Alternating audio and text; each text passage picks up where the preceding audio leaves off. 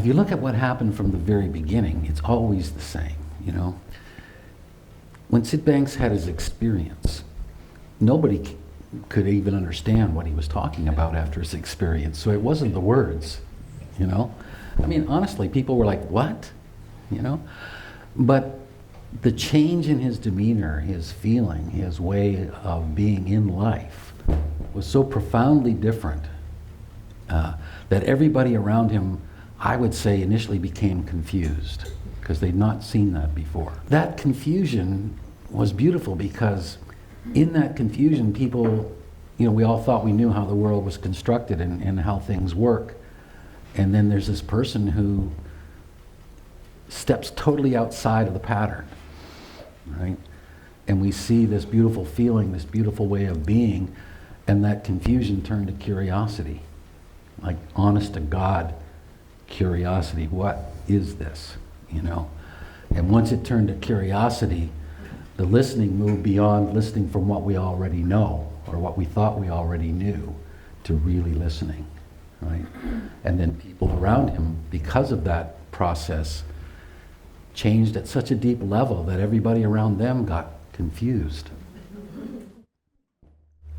And once that confusion just settled down, they became curious. And so now that process has repeated itself to this very, very day. Elsie's worked with people in the homeless world. Jan and I have worked in the prison system. And as an example with that, in the prison system, with the inmates that we worked with, it wasn't the words to begin with that created a stir in the prison. Right? It was the first couple of inmates who experienced this absolutely profound change, and a change that had never, ever occurred in the prison system. It's never been seen before, and that at this level anyway. And that confused people like you wouldn't believe. It confused their fellow inmates, it confused the corrections officers, it confused their families. But once it was sustained, and people saw that this was not just a change, but a permanent shift, a transformation in their way of being in the world, then that confusion turned to curiosity, and people started to listen at a deeper level. So you get my drift. When we worked in business, it was the same. There'd be this one person in a management team, an executive team. You know, I can remember one time Jan and I had about 15 executives on a retreat, and they were very resistant because they were sent there by their boss, and they didn't know what we were and whatnot. And the kind of the senior statesman of the group, a guy that was a super expert in the particular field, it was entertainment. I was going to use some bad words, but I don't think I will. It was just really a hard case, let's put it that way, a really hard case. We were doing this retreat with this group, and we were trying to get relevance with them in the sense they didn't know who we were, what this was about. They were definitely suffering. Everybody was really upset. There was a lot of terrible things in their minds, at least, going on in their organization. And so the first day was okay, but I left just with this feeling that we hadn't really connected yet. But we'd done our best, and towards the end of the day, Jan and I told our personal story, which has nothing to do with business, right? Just about when we first found that feeling and had that hope that there was health within regardless. So everybody went on their way that night, and the next day, everybody was filing in. They looked about the same state of mind for the most part. But when this gentleman came in, he just looked like a different human being, right? He looked like a totally different human being. And people were looking at him. He hadn't said a word yet, but people were looking at him. They were just so used to him kind of holding the presence of the group by his force of his will kind of guy, you know. So we started talking, and he put his hand up. And he said, you know, I didn't get anything you said yesterday. I don't know what the hell you're talking about. He said, but he went home, and he had just started the process of a divorce with his wife. They were still living in the same house, but they had started this, they were going to break up. And he said he sat down after he got home and got himself a cup of tea or whatever. And he said the first time he looked at his wife after he sat down, he teared up. And this was not like him. He just said, I just became very emotional. And he said, I don't even know why I did it, but I walked over and sat down beside my wife and said, can we start over again?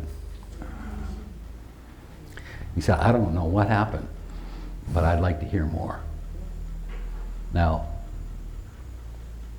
that change was so confusing to that group that he was with. It really was. But something happened after he talked where that confusion just turned to this beautiful curiosity. What is this? You know? What happened to Joe? You know? And when he went back to the corporation to see they have 3,500 employees, right? People were stunned. And his way of being as he was out on the floor and working with people, they just couldn't get it together. So as we worked our way down to different levels, that observation of that change in that person gave us the best start possible with every group after that. And so we fast forward to what we're doing now, and it's not any different. You know, it's the same process where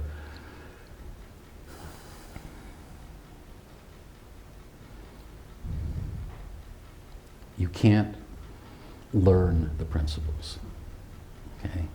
You can't go and read about the principles. You have an experience because the principles are within. They are you. You have an experience when the world that you've been creating moment to moment just stops for a split second and you see a new world. That's the only way you can explain what happened to that gentleman, actually. He saw a new world, right? And it's in those beautiful, simple moments. You know, that's what we have here, is this incredibly beautiful opportunity to have that simple moment together when we're all home. Where there's nothing to search for, nothing to fix. There's really nothing wrong for anybody. But it's beautiful to see that process just over and over again. And that Sid was the first example of that, Yeah. even in terms of the workplace, that he had this unsought experience, the spontaneous epiphany. It was a revelation to him. He was not a seeker, he was not philosophical, he was not psychological. In those days, he couldn't spell the word psychology. You know, he was a real innocent. And then this happened to him, this spontaneous experience happened to him, and that he knew, without him having any background or any studying, he knew that what he had uncovered was the answer to humanity's suffering. He knew that. He knew that what he had uncovered, these precious gifts, as he called them in those early days, had the power to change the fields of psychology and psychiatry, mental health. How does a welder know that? You know, how does an ordinary human being with very little education, where does that certainty, that true knowledge come from? It certainly left Ken and I very puzzled and somewhat curious. And loving the feeling of well-being that he was walking in. Although I don't think we would have described it like Sid's walking in well-being in those days. It was just a feeling that we got being with him, that sort of after the fact we realized, gosh, you know, we're having a better time in our life. We're enjoying our life more when we're around him. So of course we attributed that enjoyment to Sid. We didn't realize that it was our own true nature that was stirring. Although he said that to us. He said, you know, it's not me, it's you. It's everybody has this true knowledge, this innate well-being inside them. That I didn't buy, because so much of my world still was a world of insecurity and a world of ain't it awful. And yet, you know, that feeling was contagious. And then to top it off, after 10 months at the pulp mill, where he's invited to the CEO's office, the plant manager's office. Who does that? Who asks an employee, kind of like on the manufacturing line, to come to the plant manager's office and talk to him about life, ask him for advice? Who does that? Like if you made a movie, if I saw a movie about that, and I saw this welder with his, and the thing going off and the big thingy that they wear on their heads, the thingy on his head, this is welder speak. And then the plant manager comes to where he is welding on the floor and said, Sid, I'd like to see you in my office. And Sid is going, well, I can't leave work, and my supervisor won't like this. And the manager is saying, that's okay, I'll clear it with your supervisor. I want to talk to you. So when Sid shared that with Ken and I, he never divulged the conversation, never. But he shared that really also woke Sid up to see he knew he'd been given an extraordinary gift. But at the same time, kind of in his innocence and allowing it to unfold, that was a real highlight for him. That was a real turning point for him to have the plant manager come and invite him to his office. That really woke him up. And it was shortly after that that he knew his time at the pulp mill was finished and he was meant to serve the world in a larger fulfilling way. And not too long after he did that, and again, Ken and I wondered, what are you doing, Sid? You're leaving a good job, a healthy salary. You're leaving all your pension and benefits behind. Are you nuts? We already were thinking that, but this just, was kind of capped our case. It's I rest my case. You're leaving your work and you have nothing to go to. And he just was very clear and said, I know we'll be taken care of. And he always was into service first and income later. Always. That's what taught us that when you're in service to the world, purely in service to the world, you're taken care of and business will come your way. And not too long after then, he moved to the island with his family and just lived, did some work on the cottage that they had, enlarged it, and just lived his life, the life within. I don't know, maybe a year and a half after that, he was invited to the home office of the company that he worked for. So I had been still thinking that was amazing that he'd been called to the plant manager's office. It was even more amazing that he had the courage to leave his work.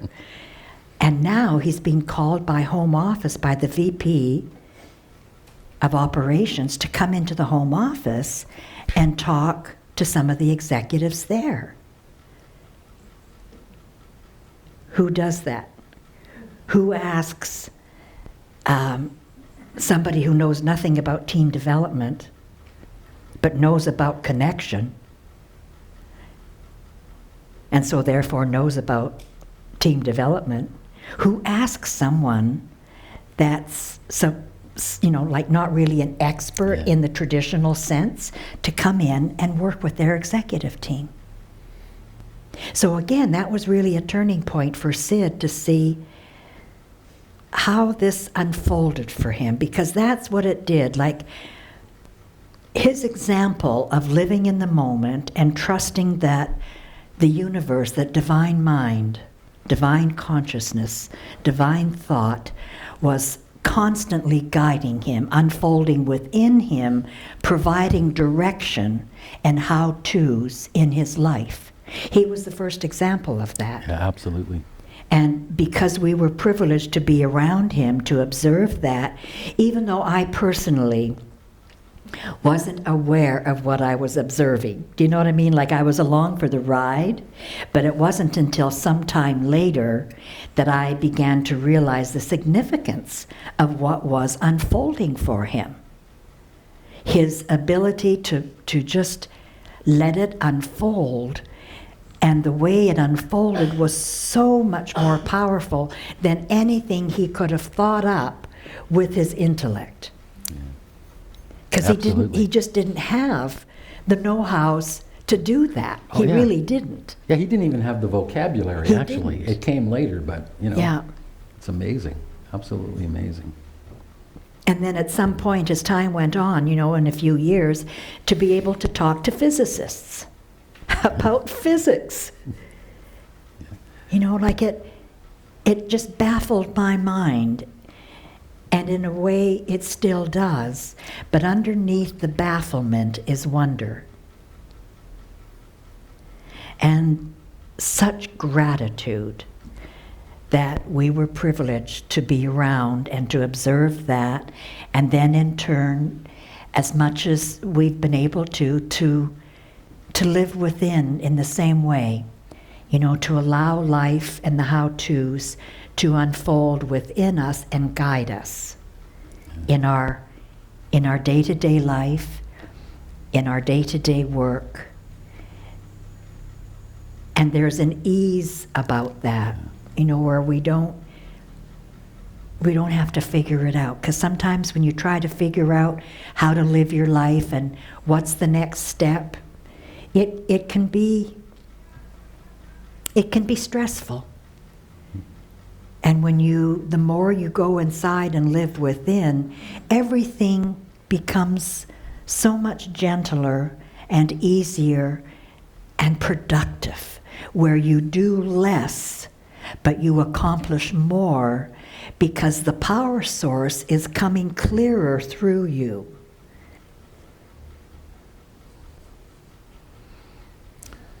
Yeah, in a way it looks like magic, but it really isn't. It's like, with our Skype practice, I have, for whatever reason, Jan and I think you too, I have a lot of younger clients right now, 20-somethings, 30-somethings. And some of them, when I first meet them, have some stress and some insecurity going on about becoming coaches with the principles or getting marketing, or they use the word branding and so on and so forth, right? And I can see this tension in them, I've paid for this branding course, I've done this, I've done that, and I still don't have any clients. And I settle back when I'm listening to them, because in the very beginning, when Sid suggested that we could share with the world, he also said, don't worry about it, it'll come to you. You don't have to try and make it happen, it'll come to you. And so with these clients, I'm listening to them, and I'm listening to the feeling they have about, and I know they're sincere about wanting to share the principles, don't get me wrong. I know they really want to, but they get so caught up in what the words should be, and where I should be, and what I should do, and how I should train myself, and who's, on and on and on, that's the world they're living in, right? In here.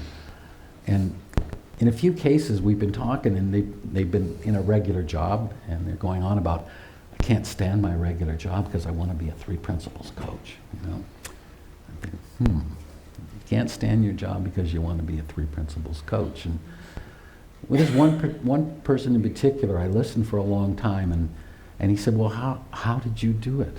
And I said, I have no idea. Absolutely no idea.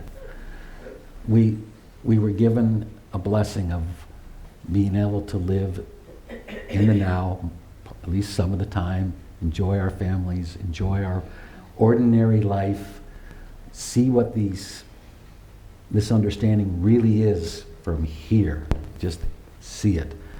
And I don't know, here are all these people that want to talk to us, and they look kind of puzzled, and then this person went on about their job again, and the strangest thing just popped into my mind, and when there was a quiet moment, I said, the way it looks to me is whatever playground you're in this moment is the best playground to learn in. It really stopped him, it really stopped him. He said, well, what do you mean by that?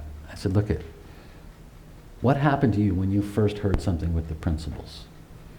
Well, I had this amazing feeling. I had these 3 weeks where nothing was wrong, everything was beautiful, my relationships were changing, I just felt insecurity dropping away, and I said, yeah. So then you wanted to become a teacher, right? Yeah, I wanted to become a teacher. And I said, so how are you feeling right now, you know? Not so good. Not so good. I said, if you would just trust, just to take care of yourself like you did when you first heard and you first had that feeling, and just live your life, you'll be surprised. So this person was, he's an engineer, and he's a specialist at going out and sorting out engineering issues when there's problems, right? He gets sent all over the world, as a matter of fact. And so after that talk, he happened to be sent to a place that there was really huge issues going on with engineering, a project that had come to a halt, millions of dollars at stake. And he went with his 25 or 30 questions that he had to sit down with people and try and sort it out and get to the source of it and where misunderstandings were occurring and everything.